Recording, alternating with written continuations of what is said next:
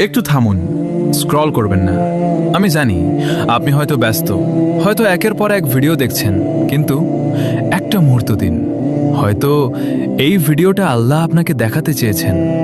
কারণ একটা সত্য আছে, খুব সাধারণ একটা সত্য, যেটা আমরা প্রায় সবাই ভুলে যাই।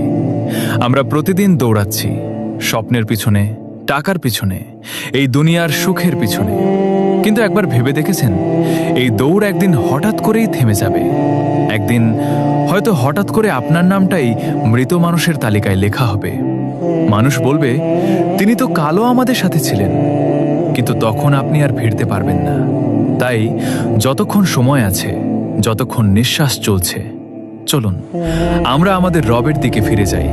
চলুন বলি আস্তাগফিরুল্লাহ। আল্লাহ আমাদের সবাইকে ক্ষমা করে দিন। একটু থামুন, স্ক্রল করবেন না। আমি জানি আপনি হয়তো ব্যস্ত, হয়তো একের পর এক ভিডিও দেখছেন, কিন্তু একটা মুহূর্ত দিন। হয়তো এই ভিডিওটা আল্লাহ আপনাকে দেখাতে চেয়েছেন।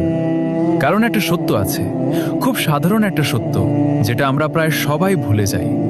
আমরা প্রতিদিন দৌড়াচ্ছি স্বপ্নের পিছনে, টাকার পিছনে, এই দুনিয়ার সুখের পিছনে। কিন্তু একবার ভেবে দেখেছেন, এই দৌড় একদিন হঠাৎ করেই থেমে যাবে।